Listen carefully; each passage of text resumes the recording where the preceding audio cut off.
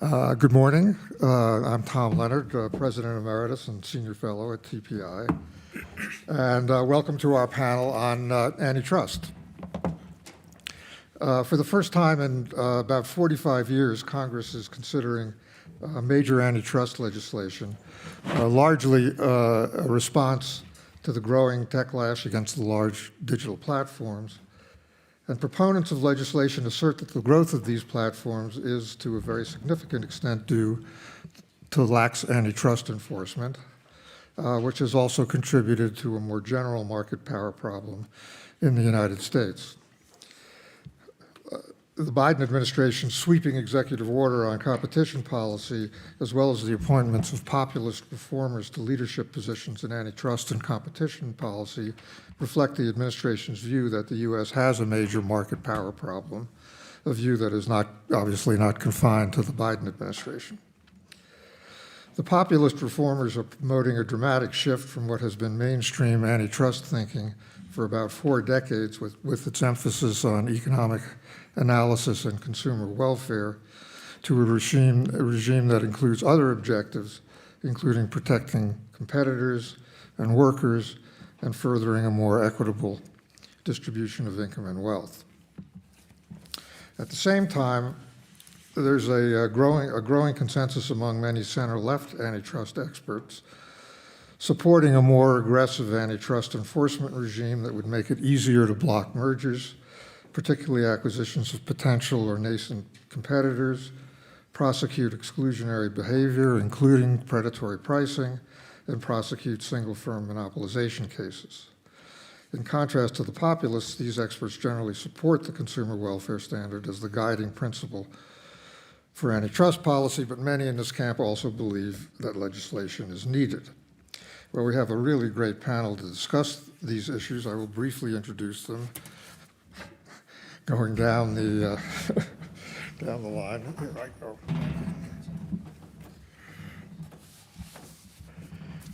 To my left, we have Shane Greenstein, who is the Martin Marshall Professor of Business Administration at the Harvard Business School. He's also co-director of the Project on the Economics of Digitization at the National Bureau of Economic Research, and his most recent book focuses on the development of the commercial internet in the United States. Maureen Ohlhausen, who we have remotely, is partner and co-chair of the Antitrust and Competition Law Practice Group at the Baker Botts Law Firm. Maureen spent many years at the Federal Trade Commission, ending up as a commissioner and acting chair. Noah Phillips is currently a sitting FTC commissioner, a seat he has occupied since April 2018. And prior to that, he served as chief counsel to Senator John Cornyn on the Senate Judiciary Committee. Carl Shapiro is professor at the Haas School of Business and the Department of Economics and Transamerica Professor of Business Strategy Emeritus at UC Berkeley. In government, Carl has served as a member of the Council of Economic Advisors and twice as Deputy Assistant Attorney General for Economics at the Antitrust Division of the Justice Department. And finally, Howard Shelanski is a professor of law at Georgetown and a partner in the Antitrust and Competition Group at Davis, Polk, and Wardwell. In government, Howard has served as administrator of the Office of Information and Regulatory Affairs at OMB, director of the Bureau of Economics at the FTC, chief economist at the FCC, and senior economist at the CEA. Okay, well, let's start out with some stuff on the new administration's activities. As most of you probably know, the new head of the Antitrust Division at the Justice Department has been nominated, but is not in place, hasn't even had a confirmation hearing yet. But at the FTC, there is a new chair appointed by the Biden administration. Lena Khan has been chair of the FTC for 2 months now. So the question is, what do you think of her first 2 months? And no, I don't mean to put you on the spot, but I know you've spoken about this in public before, so I'll ask you to start off. What do you think she's done right, and what do you think she's done wrong? So First, let me begin by thanking TPI for having me. This is my first chance to be at this conference, and it's great to be on this panel with some great people and to be here with all of you. And let me give the caveat, which the question itself suggests. First, that what I'm going to say is just my own view and not necessarily the view of other commissioners or the commission as a whole. And second, and a very important caveat, this was not on the list of questions. But my apologies. It's not that I was trying to sneak one in, I just hadn't thought of it. You know, Tom, in the Old West, they had ways of settling these matters. We are not in the Old West. Look, I think it's early days. It's always exciting when you're at the commission to get new blood. And unfortunately, we're sitting here in the middle of COVID. So the chance that commissioners and staff have to interact in person just isn't there in the same way. And I think that's something we all bear. There are some changes being made that I think are good things. I like the concept of open meetings. I think it's good to show the public kind of who we are and what we're doing. There are some changes that I don't like as much. Something that I said recently is I'm concerned that some of the policies we're adopting are essentially aimed at undoing the Hart-Scott-Rodino merger review legislation. That was a piece of legislation adopted by the Ford administration in 1976, and it has been one of the great win-wins in antitrust law over the decades. Businesses got an answer to their question. It didn't have to waste a lot of money. Government enforcers got a chance to look at transactions before they happened and didn't have to deal with hostile judges who didn't want to unscramble the eggs. And it's been really good to give the opportunity to the government to review mergers, to give answers to businesses, and ultimately, and this is the point, to help consumers. But I fear that some of the steps we're taking now will make that process less effective and less efficient and less fair. And so there are certainly some things we're doing. But I think fundamentally that I'm not a fan of. It's early days, and we'll see what happens. Antitrust today is characterized by a lot of rhetoric. There's also been a lot of enforcement that gets talked about less. Taking that rhetoric, saying things like we're going to restructure society using antitrust law puts a lot of promise. And I think whether the law or even the amended law can meet that promise, there I'm quite skeptical. Well, I was reading reports recently that the FTC is behind in terms of clearing its docket of merger reviews, whereas the Justice Department is not. Is there an easy explanation as to why that's the case? So I don't know the particular statistics. What I will say is that we have deliberate and public policies right now of holding off on making decisions. So for example, we adopted a policy, and this is before the acting chair, before the chair, this was under acting chair Slaughter, of when companies sought early termination, right? So all these deals get noticed to us, and when they're noticed to us, you can't close the deals for 30 days. For deals that were non-problematic, that no one had an issue with, companies used to be able to come to the government and say, hey, you're not interested in this, can we just go ahead and do it? And now we're saying, no, you can't. You just have to wait. Not for any reason, just because.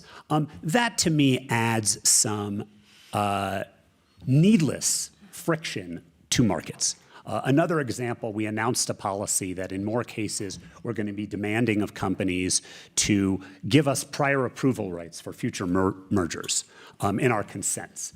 And one thing I fear here is that this is just going to make doing consents harder, resolving things ahead of time harder. Now, I know a lot of people are worried that consents don't work well. And I know people don't want to say yes. They don't want to say, yes, I'm okay with this merger. But the whole congressional scheme from 1976 forward depends upon the ability of the agencies to get things done. Sometimes we sue, sometimes we go to court, but in order to bring those cases, we're going to have to resolve others. And I just worry that we are needlessly impeding our ability to do so. Maureen, you're also, not to put you on the spot, but you're the one of the other people on this panel that has deep experience at the FTC. Do you have some observations on the first 2 months of Chair Khan's Chair Khan in office? Yes, thanks, Tom, for having me into TPI, and it's really Lovely to see everyone on the panel. Sorry, I'm not with you all in person. Look, Commissioner Phillips raises some very, very key points. So the HSR process reflects a balance that Congress struck. Congress decided to give better review tools and the ability to stop mergers to the agencies. And in turn, the other balance was more predictability for parties for closing mergers, or when they might know whether there's going to be a challenge to their mergers. And I'm concerned about walking away from that, not just because of the impact. We see the backup occurring at the FTC, the larger impact on the economic drivers that lead to mergers, right? Are we going to turn towards an approach that is more negative? Some people might think that's a good idea. I think we need to examine that carefully. But there's one other thing that I want to mention, which is the impact internationally. So across administrations, on a bipartisan basis, the FTC and the Department of Justice have spent a lot of time and energy talking to antitrust regimes around the world, mentioning, promoting the value of a pre-merger notification system, of having transparency and predictability and fairness, and not having non-competition values imported into an antitrust review. So one of my concerns is, if in the U.S., it seems that these are under serious question right now with the new leadership at the FTC, what does that mean internationally? So I was just at a conference where the new head of CAGE, the Brazilian antitrust agency, raised this issue directly, right? What does this mean for all the other antitrust agencies around the world if the U.S. starts to, depart from these kinds of guideposts? And that's not just going to affect the 4 or 5 tech companies who are in the spotlight right now. That could affect, our many American interests, many companies, and global competition. So I think there are big issues at play here that need to be taken very, very seriously. Even though it's still early days, that signal is being sent, and I'm concerned. Yeah, well, that leads nicely into my next question, which is kind of a baseline question, because it's been under discussion a lot lately. Are the goals of the current U.S. Antitrust regime correct? And specifically, should the goals of antitrust be broadened beyond consumer welfare? Let me start with you, Shane, and maybe go down the economist row. So, all right. I guess I'll throw my bomb now. Is it? So look, the prior administration already filed a case against Google and Apple for the deal that they're making, and frankly, I think that's correct. And I'm going to say it in the most direct way I can. It hasn't gotten a lot of publicity yet, but let's recognize what's happened. Take a step back. I'm just going to tell you this and ask yourself, should the DOJ file a case? Let's take the 2 wealthiest firms in the world with the most successful records in 100 years of capitalism, who share one market. They both have a device in the same market, and one of them has paid the other one, to change an attribute. Just one attribute of the product. And they compete otherwise. But one of them is paying the other one. So, I just said it, and now let's give you the details. Google pays Apple, we're not quite sure how much, something on the order of $8 billion or more, to change the default on the Apple iPhone. And I gotta just say, I'm sorry, no. No on multiple levels. First of all, I'd rather see Google spend that $8 billion on its own R&D. Why are they paying somebody else? Number 2, I'd rather see Apple feel like it's their right to spend some money to build their own. I'd rather see that opportunity open so entrepreneurs who have a better idea look at it and say, oh, there's not that $8 billion standing in my way. I can get there and put some new entry there. Just on the surface. I'd also like to say, frankly, I don't know how to interpret it. It's either, antitrust a lot of times is just your best student in your class tried to get away with one. So that's the nice way to think about it. And so maybe that's what's happening here. The other way to think about antitrust is it's just a sleazy deal. And I look at this one and I don't know which one it is. So, and in any effect, it looks bad. It's like the thing that antitrust should do. There should not be a contract affecting competition between two firms. So the DOJ filed that one. And so if you ask me, are they doing their job? I think, yeah. Go for it, guys, and bring out as much publicity as you can. So let me get Carl and Howard in on the question: are the goals of current U.S. antitrust policy correct, but specifically the consumer welfare standard, or should it be broadened out to include other things? I support the view, the long-standing view, I would say, that the goals of the antitrust laws should be to promote and protect competition, period, full stop. The actual legislation going back to 1890 in the Sherman Act speaks in economic terms, in terms of monopolization, and the 1914 statutes, the Clayton Act and the FTC Act also talk about competition. I wrote a paper about 3 years ago called Antitrust in a Time of Populism that got some attention, mostly because the title was good, perhaps more than the substance. And I think what's happened now is that because our antitrust enforcement has not been strong enough, and many other forces in American society and other countries have led to the upsurge of the populists on both sides, politically, I mean, that we have this concern about excessive corporate power, political power by and large, and therefore a desire to deconcentrate.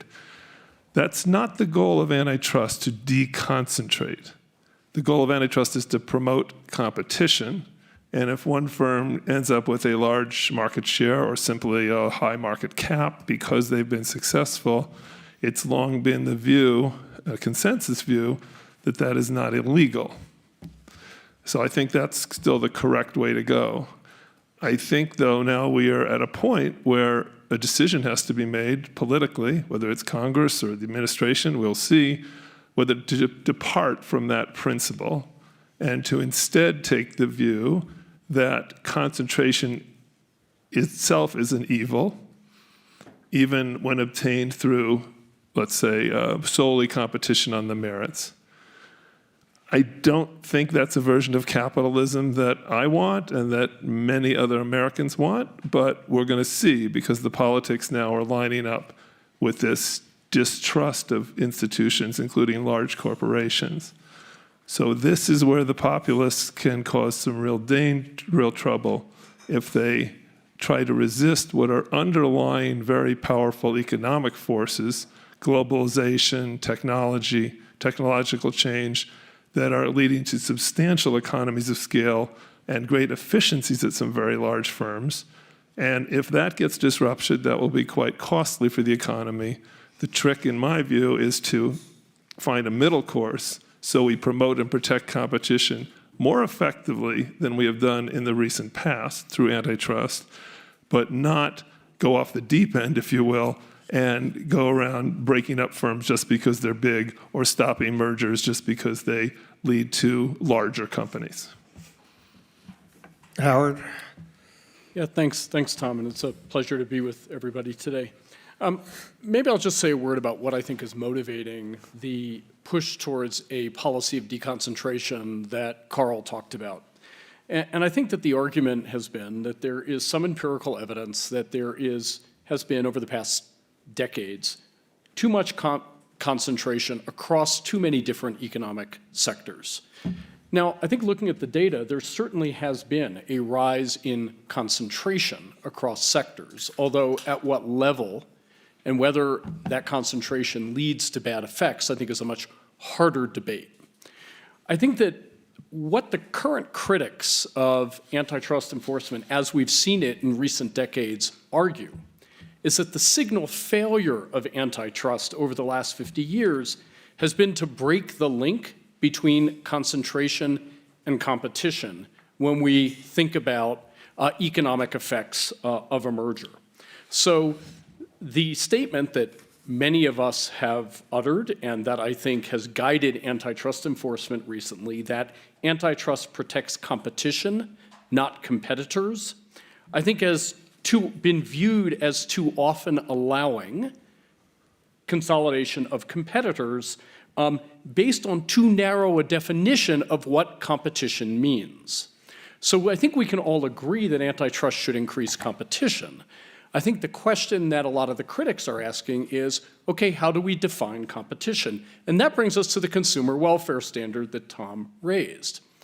We have really looked at competition through the aperture of prices and price effects. And if the impact of a merger is not to raise prices, or indeed possibly to increase efficiencies through scale and network effects, and possibly reduce prices and lead to more efficient production, then we view that consolidation as definitely increasing concentration, but not reducing competition, because we look at competition through this lens of price effects. And I think the critique that is motivating the current move towards deconcentration as the objective of antitrust is that's too narrow an aperture. We need to broaden the lens. We need to look at other things that happen when firms get large and markets concentrate. So what are the kinds of things that we see?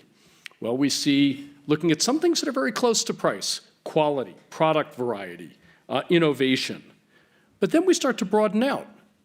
Buying power, power as an employer and labor market effects and consequent wealth distributions, privacy, political power. These are all variables that may be affected and, according to one's view, possibly negatively affected by increased concentration. When we take all of those variables into effect, the likelihood that a merger will be viewed as harmful is much greater. Because we're not just looking at prices. Maybe prices won't be affected, but poor environmental practices will be, or there will be reduced product variety, or some would argue reduced privacy policies, or reduced options for workers in the marketplace in the number of employers with whom they bargain. When you take all of those different factors into effect, then concentration becomes possibly more harmful because it's going to hit on one of those factors. So I think the central debate that we need to ask ourselves is antitrust something that should be broadening the aperture to those variables, defining competition not just according to price, but all of these other metrics and effects? And if so, then maybe a more deconcentrating policy is warranted. And I think that's the current debate, and I think that is what is motivating stricter merger enforcement around the world and the progressive reaction to the consumer welfare test and antitrust as it's been done in recent decades. Well, you've kind of started, and maybe you have kind of answered this question, but let me put it more specifically and bring in the other panelists. I mean, one of the common narratives among critics, critics of current antitrust policy and proponents of various reforms is that the U.S. has a serious and growing market power problem. So the question is, does the U.S. have a serious and growing market power problem? Noah, do you want to start at? Sure. I mean, I think I'll begin kind of where Carl and Howard left off, which is a lot of the conversation that we're having is about concentration. And seeing concentration, in particular concentration, as Howard laid out, at levels that aren't to do with markets and competition, isn't in and of itself particularly meaningful. Persistent margins might be meaningful. That's something to look at. Although in some of the industries that people talk about a lot, those margins might be explained, or the persistence of those margins and the size might be explained by other things. What I do think, though, is a problem in some of the discussion that everybody has, that everyone is having, is that almost everything that people view as negative, either that a particular firm is doing or that they see in society, let's say the redistribution of wealth from labor to capital, they tag as a problem of market power. So company does a bad thing, you will see infinite number of people on Twitter talk about how if we had competition, we wouldn't have that. My question is why? Why do we assume that's true? If in fact the thing that we're seeing would not be the result of normal competition, there I think you have an argument. But there are times when bad things happen and the cause of that is not a lack of competition. And so the solution of antitrust will not lead to better results. I'll add the following. So in my tenure, we've brought a bunch of cases where I think if you were a philosopher and you were trying to think about how would a better world look, you might stop and ask, was that the right thing to do? I'll give 2 examples. We brought a case, the Fifth Circuit recently issued a decision, or not so recently, a case called Impacts. It's about a pay-for-delay deal in opioids. The quibble here is that opioids were made too expensive. Now, I think there is a very separate and real conversation to be had, being had in America about the availability of opioids. So maybe expensive opioids isn't such a bad thing. But for purposes of competition, we saw a problem, and that's our job. The FDA can do its job. By the same token, we blocked a joint venture of 2 coal mines in the Southern Powder River Basin in Wyoming. The theory of the case was, well, the defense of the parties was, it doesn't matter because coal is losing out to natural gas, and natural gas is cleaner and it's cheaper, whatever. The theory of our case was, but there are still coal-burning plants. And as long as those coal-burning plants are still around, they're going to need the coal, and so those higher prices are going to be a bad thing. Now, you could make an argument, and I've seen economists make this argument, maybe we want a monopoly in coal production. Maybe we want higher prices. Accelerate that curve. Lead to better environmental results. But that's not what we are protecting. And so one of the concerns that I have, just to come back to that earlier point that Howard made, about introducing all of these new features, especially ones that aren't naturally borne out by the competitive process, which is why we have regulation, right? To solve those externalities where the market won't. One of my concerns is, if you're trying to solve everything at once, you'll solve nothing at all. So sorry. Yeah, Carl, if you want. But the evidence, there's a lot of economic work that's gone on in the past decade to address this question. Has the American economy become less competitive, or have some sectors in particular? What I would say at a high level for all of you is there's clear evidence that large firms are capturing a larger share of economic activity. That's pretty broad, and that's true in other countries as well. Okay, it's really good to look at international comparisons, I think, because U.S. antitrust policy has become more lax, but that's not true in Europe. And so, if whatever trends we're looking at are based on some failure of antitrust, we should see the problem in the U.S. but not in Europe. A lot of these trends are also found in Europe, for example. And I think so. We see that larger firms are capturing more economic activity. Okay, so therefore, if you measure concentration at very broad levels, sectors, you're going to see increases because large firms are doing more. A lot of it's economies of scope. They're expanding into other areas. But that doesn't tell us about market power, okay? It doesn't tell us, first you have to, why is that happening? And does it indicate market power or a failure of antitrust? A completely different question. And here, unfortunately, for politicians, I guess, the story is kind of nuanced, which is a lot of the growth of large firms has been simply because they're very efficient. There's some very nice work by David Autor and others on superstar firms. There's really nice work by John Van Reenen on how some firms are much more efficient than others, and they're picking up share. There's a lot of very convincing evidence on this. So in a lot of the economy, the reason the large firms are getting larger and having larger margins and having higher profits is simply because they are competing more effectively and they're very efficient. And that is actually the competitive process we encourage, the Darwinian process as well. But that's not all of it. There are other cases where we have merger retrospectives where it is horizontal mergers that were let through that have led to higher prices. We see that in hospitals and healthcare sectors. I think we see some of that in airlines in some sectors. So you really have to look more in a more nuanced sector by sector, market by market level to understand what's going on in terms of competition. So concentration is one thing, and you really have to measure that at the right level to be informative all about competition, as Noah was saying. And then competition is quite different. And even things that are metrics that economists would say, well, that indicates market power, high profits, high price cost margins, which is technically market power. If those are the result of firms being efficient, that's not a failure of antitrust or competition. That is competition at work. So you have to look under this. Take Amazon as an example. They put enormous pressure on many other retailers, okay? They're hugely profitable. By and large, that's clearly a case of competition at work, a very efficient firm with enormous economies of scale. Maybe they've done some bad things, I don't know, probably they have.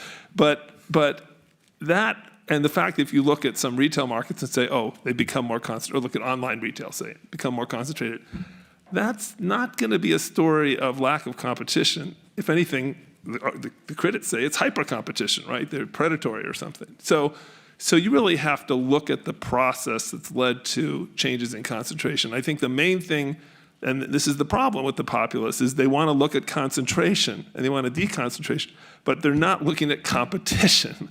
And that just is more nuanced and requires digging in harder. I'll be writing more about that in the future. Howard. Yeah, I mean, I guess just the thing I would add to that is I do think we have to recognize the extent to which there might be people talking past each other in the current debate. And I think that this includes people who are in charge of major competition agencies around the world. I think the nub of their critique is that concentration can do harm even if margins are very low. So let's take large companies that are squeezing margins or that maybe are making large margins but are pushing prices down such that consumers are really benefiting. Those companies, in their view, might still be having a form of power, whether we call it market power the way we as economists have typically thought about it, that is something that is within the historic ambit of antitrust to address.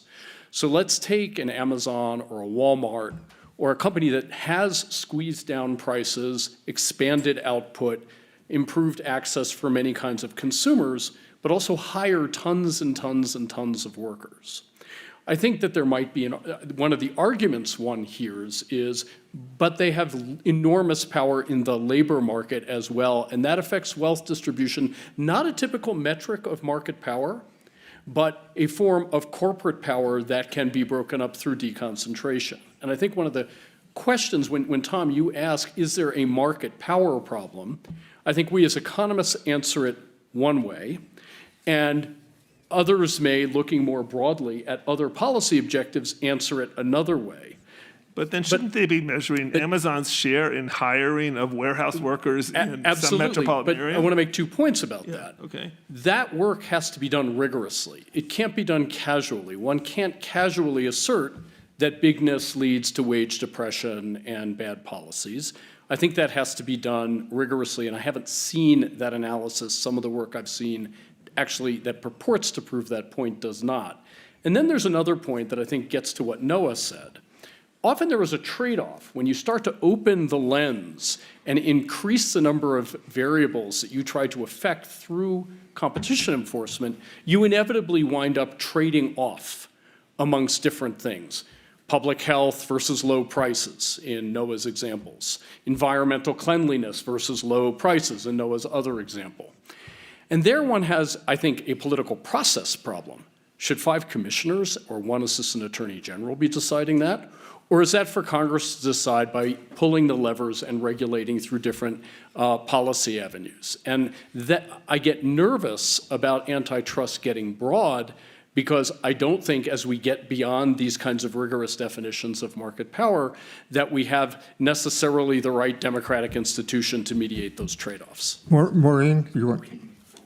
Yeah, so thanks. Yeah, I wanted to weigh in on both of those points. First, for the institutional capability question, right? So Howard, I think, sketched out sort of this like expanding ring of concerns, right? You move away from consumer interest, and look, I don't agree that we've only looked at prices. We've brought enforcement actions involving quality impacts as well. Prices just often tend to be the easiest to show, but I know in some healthcare enforcement, we definitely focus on quality. It comes to mind. So anyway, but putting that to one side, this question of not to say those other values aren't important, but as Howard just said, are free, or in my case, I ran the commission with 2 commissioners for a year and a half, right? So democratically, are we kind of putting an institution into this ability to become this uber regulator for everything with a few people? Brilliant as Noah and his colleagues may be, I don't think we can say that there is the institutional expertise to make all these trade-offs. We've got, the FDA, the Department of Labor, FERC, the agency list goes on and on and on. But one of the things that I am concerned about is that what has happened is that the perceived inability to get some changes through Congress has now kind of shifted to saying, well, the easier path is through antitrust, or moving away from antitrust, unfair methods of competition at the FTC, even unmoored from previous antitrust. So I am concerned about the institutional capability of an agency to do that. And to be honest, when the FTC is a number of years ago kind of gone down this road on the on the consumer protection side, ultimately it ran into an enormous amount of political headwinds and great difficulty for the agency that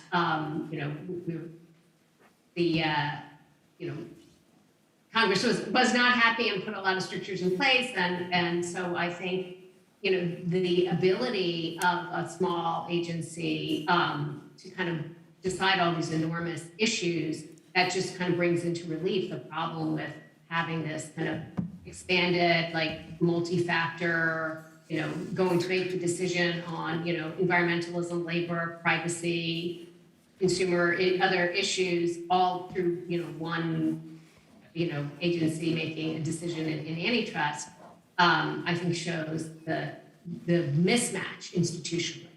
Putting that. Let me ask you, Maureen, what do you think of the accusation or that antitrust enforcement has been lax?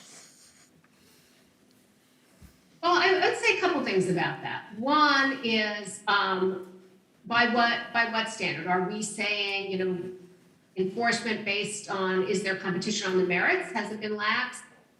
Based on the the goals, the bipartisan, well-supported goals of antitrust for many years, or is it lax by the measure that we don't want big companies, right? So I think that's one of the questions, the important questions there. What resources has Congress given the agencies to enforce the antitrust law? I think that's an important question. I think people would be really surprised at the low amount of public resources that have been devoted to them. And then I also think that one of the questions is the kind of the case-by-case approach. It's incremental. That's what the rule of reason kind of calls for.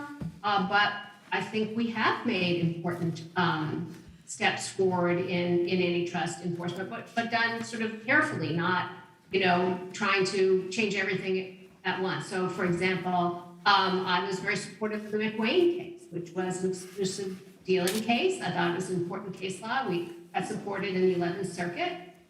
So I don't necessarily think that the record has been assessed correctly when there are these charges of lax enforcement. So, sure, I'm not saying everything was perfect, but given the sort of those collection of factors, I think the agencies have done a pretty good job, particularly in healthcare.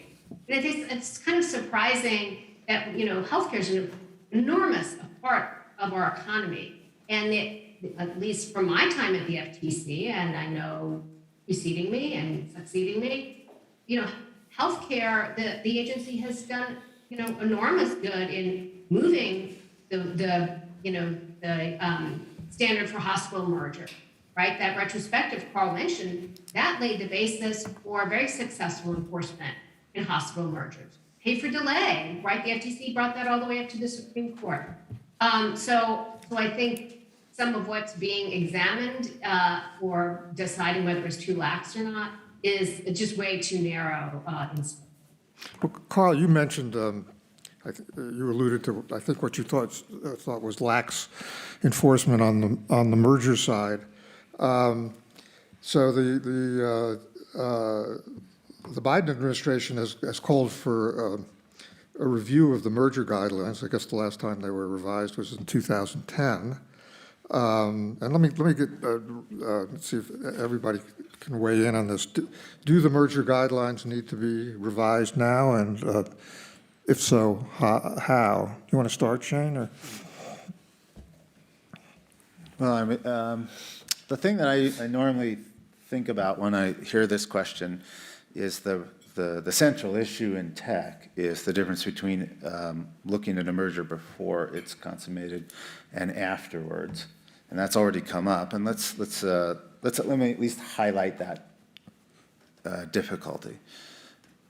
So after the fact, sometimes you can look back on a merger and say, oh, maybe the world would have been better off if Facebook had not bought Instagram. And the issue is when you look at the time that the merger was being reviewed in advance, you don't have a crystal ball on where things are going to go. And in addition to that, you also have, as always in those sorts of situations, an argument for, because of resources that are going to be put forward, or efficiencies that potentially could be gained.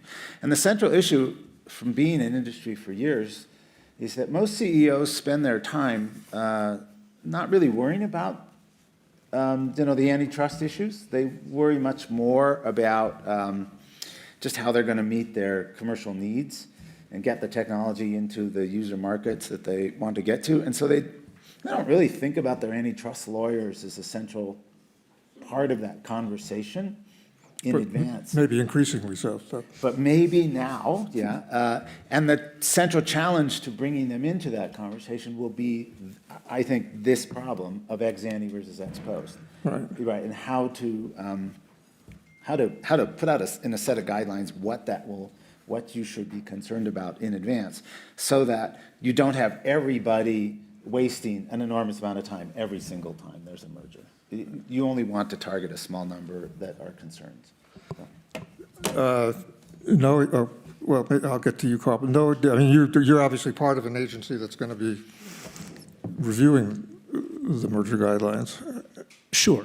So let me contextualize the call for review of the merger guidelines in a broader way, and then come back briefly to mergers, and then go to Carl, who, lived, breathed, wrote, the horizontal merger guidelines that we have. The EO calls for us to reconsider the merger guidelines. That was followed within, minutes, hours, by a statement from the chair of the FTC and the acting assistant attorney general that that's what we were going to do. So we're going to revisit those. We're going to revisit Section 5 of the FTC Act. We're going to revisit our policy on what we require in consents. There is a lot of promise of revisitation going on, and very little of explanation of where we're going. We know we are going to get more. We've been told we're getting a lot of rules. But to the question, should we redo the merger guidelines, my next question, and this is in part because I'm a Jew, where you answer a question with a question, how, right? What is it? What is the deficit? Show it to me. My personal view, I'm always open to reconsidering things, and I want to come back to Ericos frameworks in a minute, but I want to know how you propose to do it, and then I want to know why, and what is the basis on which we're doing this? One thing I worry about on the merger guidelines is the milieu that we are in today. I think back to last, I guess it was spring, when David Cicilline and Senator Warren and Senator Ocasio-Cortez called to ban all mergers and acquisitions activity, all of it. Anything that was noticed under HSR, we would ban it as a matter of legislation and policy. And the purported reason is that the agencies were overwhelmed. So what was going on at the time? Merger filings were cratering on the floor. Why? Because we were in an economic crisis, right? And what we have tended to see over the course of many decades is when the markets go down, right, the mergers go down. And when they go up, the mergers go up. So there wasn't a good empirical basis, but that was the proposal. And I do worry that some of these ideas infect that process. I want it to be an empirical one. But isn't the basis for the basis for revising the guidelines from the proponents of doing so fairly straightforward? They think too few mergers are being blocked. So let me speak to that. In fiscal year 20, and I want to put facts on the ground. Fiscal year 2020, the FTC, I can't speak for DOJ on this, blocked 27 mergers, which was the highest number of mergers blocked. This is Trump administration FTC. Highest numbers of mergers blocked since, I think, 2001. And by the way, the equity markets today look a little bit like 2001, but that's a separate conversation. So we are, in fact, getting more aggressive. And I alluded before to the Ericos framework. I don't disagree with the proposition that we ought to be more aggressive, that we ought to take risks, that we ought to look, although Maureen is absolutely right, we have never looked just at price, but that we ought to really consider the other things. What I do worry about is overcorrecting to the point where you're just impeding markets in the vain hope that tremendous amounts of government intervention will yield all of these magical results that reformers have promised. That's where I get off the train. Carl?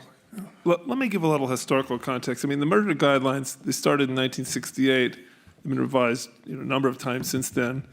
They're actually quite remarkable, and I think have been very effective in having a dialogue between the enforcement agencies and the courts over these decades, where it's also been a way for really, why do they get revised? It's accumulating economic evidence and experience at the agencies, and to some degree, changes of enforcement stance.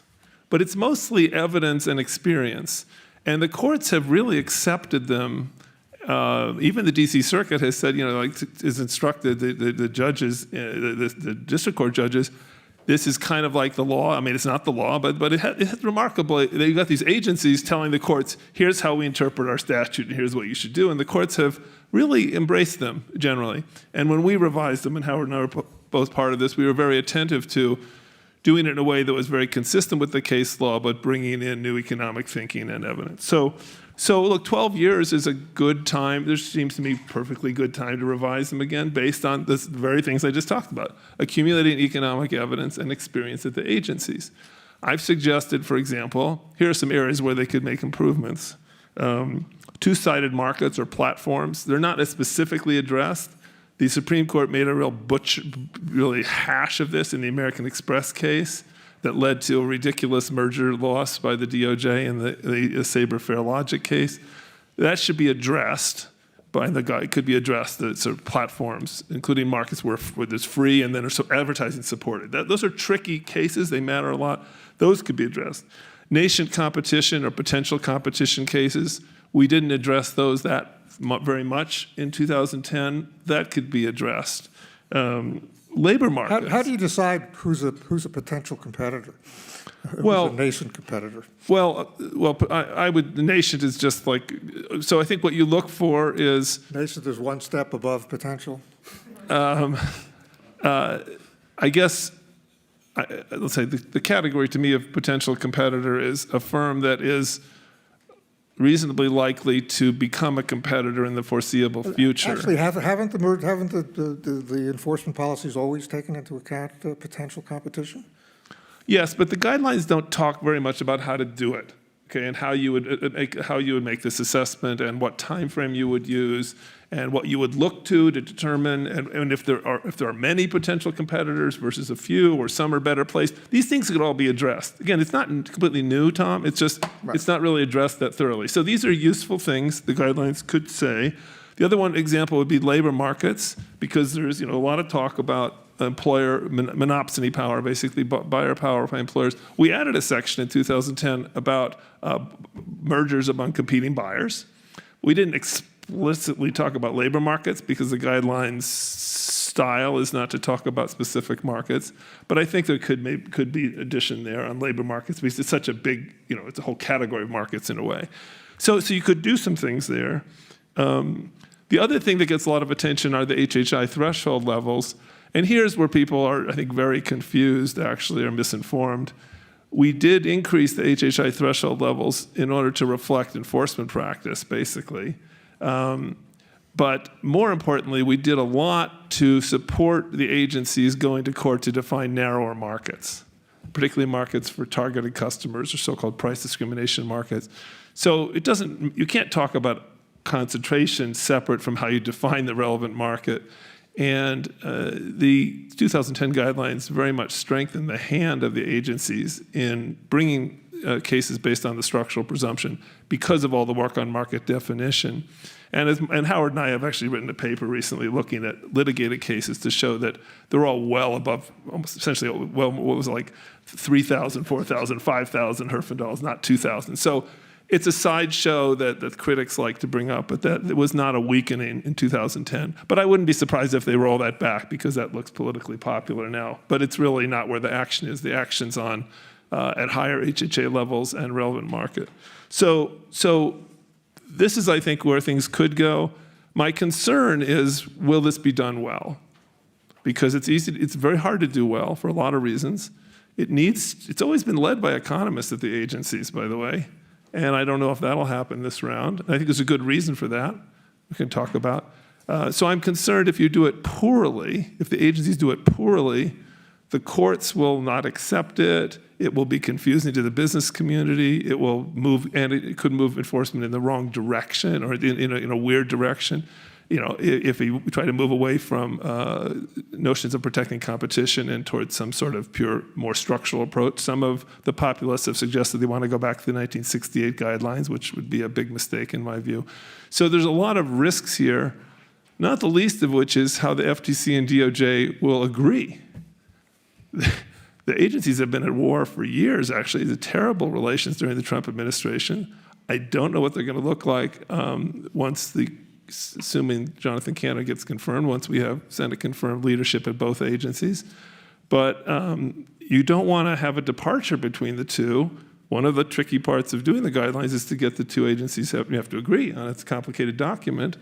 We managed to get a unanimous vote of the commissioners in 2010. It's not so good if you got a split vote. So there's a lot of challenges here that worry me. Yeah, and just, Let me oh, sorry. I was going to move to it's like, since we have limited time, take one of the questions from the audience. Actually, this is from Neil Chilson, who also has a lot of experience at the FTC. The FTC has been an enforcer bringing specific cases under general laws. The new FTC leadership wants to do rulemakings. How might this change the agency? Maureen, you want to start us off on that? Well, to the extent the FTC, has been, generally an enforcer of, unfair and deceptive acts or practices or unfair methods of competition.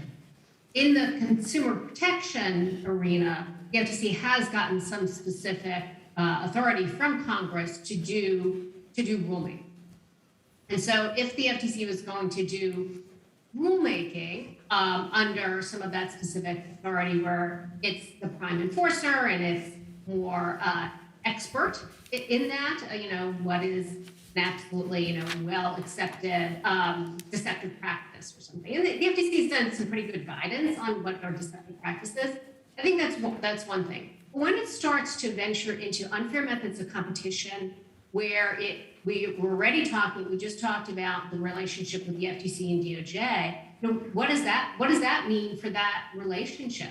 It's very unclear what the statutory basis is for the FTC to venture down that path, and I think you run into some great institutional conflicts there. And so I think it could put the FTC into some very much uncharted waters, an analogy I've used before, if it were to undertake kind of these broad unfair methods of competition rulemaking to become sort of a de facto regulator of the economy overall rather than an enforcer.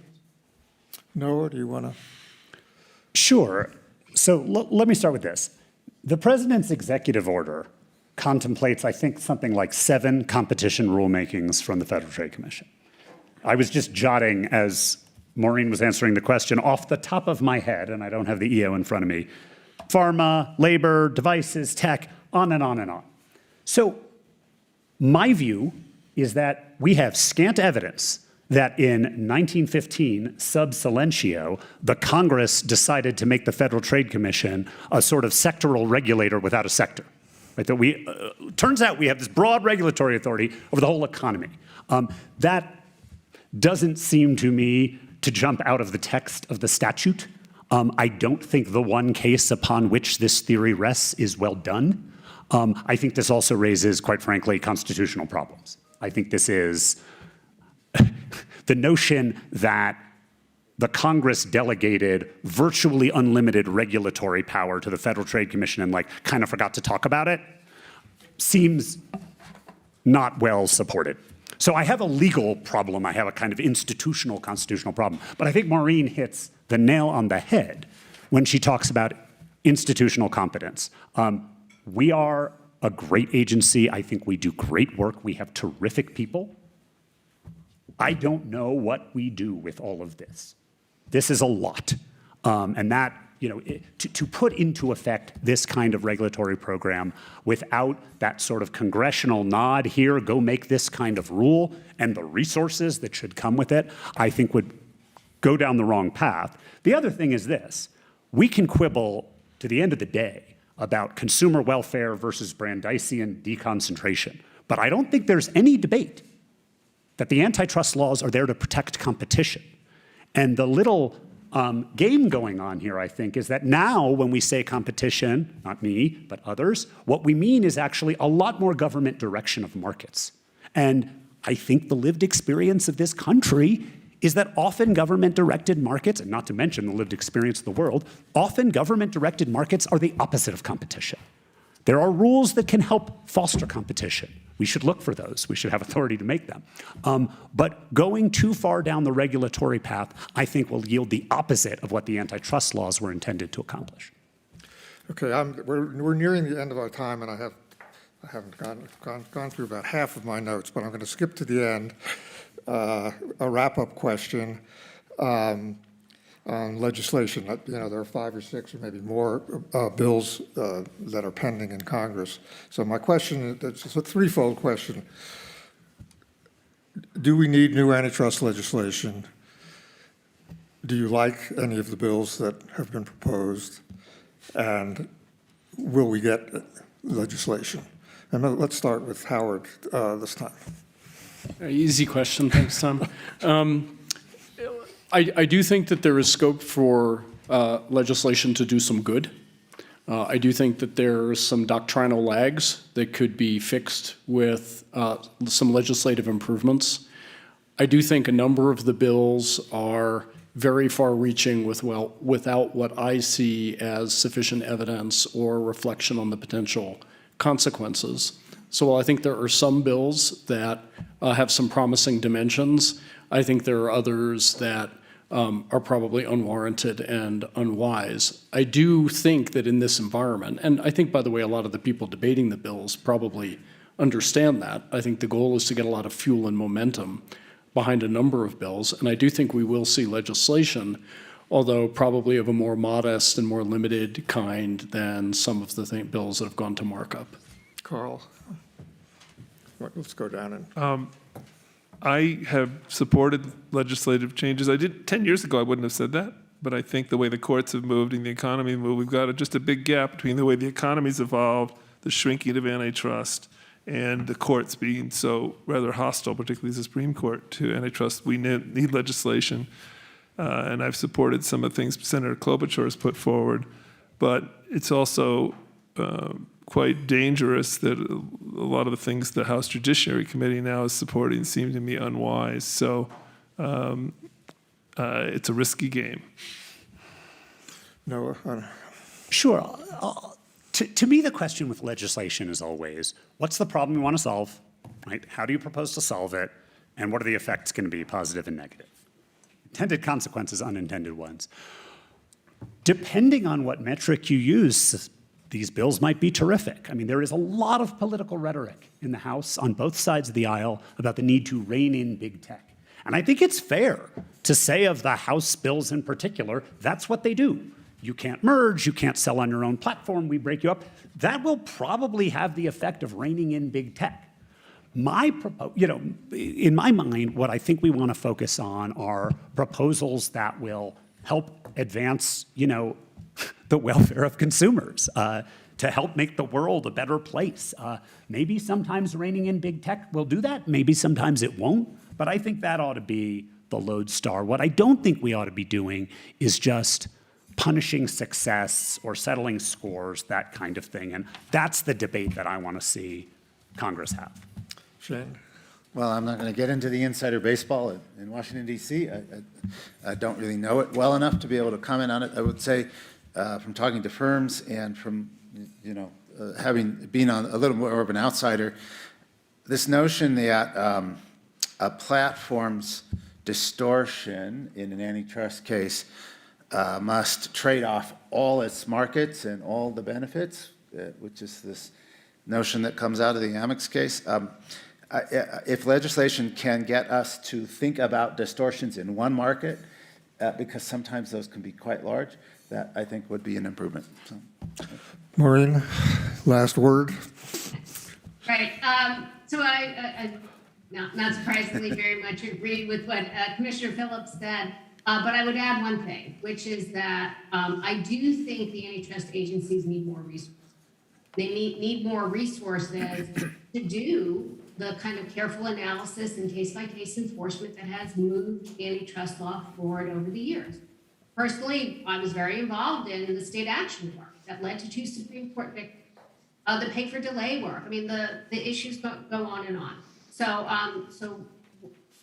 that is the type of legislation I definitely think there's widespread support for. It gives the agencies more resources to pursue evidence-based, economically grounded antitrust.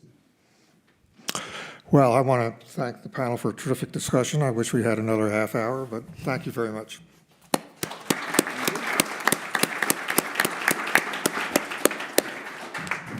Thanks, that was a great panel. We'll take this 15-minute break.